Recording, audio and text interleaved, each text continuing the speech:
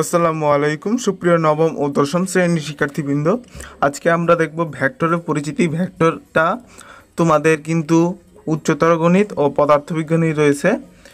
উচ্চতর গণিতের দশম অধ্যায় সমতলীয় ভেক্টর এবং ফিজিক্সেও কিন্তু এটা রয়েছে। তাই এই ভেক্টরের পরিচিতি কিন্তু তোমাদের খুবই গুরুত্বপূর্ণ। ইংরেজিতে বলা হয় ইন্ট্রোডিউসিং টু ভেক্টর। তো রাশি ইংরেজি হচ্ছে কোয়ান্টিটি। ভৌত জগতে যা কিছু পরিমাপ করে যায় তাই হলো রাশি। তো রাশিকে দুই ভাগে আমরা ভাগ করতে পারি। একটি হচ্ছে স্কেলার রাশি বা স্কেলার কোয়ান্টিটি, একটা হচ্ছে ভেক্টর রাশি বা ভেক্টর কোয়ান্টিটি।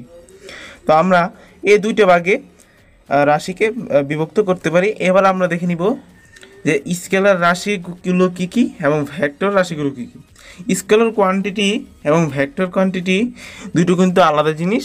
তার মধ্যে আমাদের এ অধ্যায় কিন্তু ভেক্টর রাশি নিয়ে বেশি কাজ, তবুও স্কেলার রাশি সম্পর্কে আমরা জেনে নেব। কেননা স্কেলার সম্পর্কে না জানলে আমরা ভেক্টর নির্ণয় করতে পারবো না।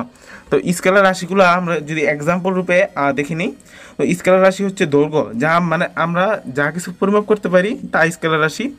দৈর্ঘ্য, সময়, প্রস্থ, তাপমাত্রা ইত্যাদি আমরা কিন্তু পরিমাপ করতে পারি।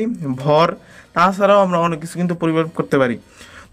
আবার যেটা আমরা পরিমাপ করতে পারি না এবং ভেক্টর রাশি হচ্ছে যার মান ও দিক আছে, সেগুলো হচ্ছে ভেক্টর রাশি। যেমন দৈর্ঘ্য তো আমার যে কোনো দিকে হতে পারে, সময় তো আমার যে কোনো দিকে হতে পারে, তাপমাত্রা আমার ঠিক না হতে পারে, সব সব স্থানে সব তাপমাত্রা কিন্তু এক নয়। তবে ভেক্টর রাশির ক্ষেত্রে মান ও দিক কিন্তু থাকবে।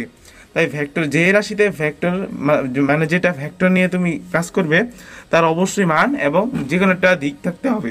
যেমন 1 কেজি আলু, এটার কিন্তু একটা মান আছে, দেখছো 1 কেজি এটা মান, এবং এই দিকটা বলতে এই দিকে এখানে নাই, তবে দিকটা বলতে তোমাদের হবে না এটা কোনো কথা নয়।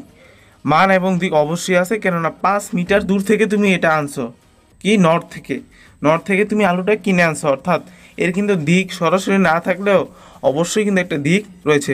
তো ভেক্টরটা তোমাদের এভাবেই করতে হবে। তাই আমরা ভেক্টরের একটি পরিচিতিমূলক ভিডিও তোমাদের দিয়ে দিলাম।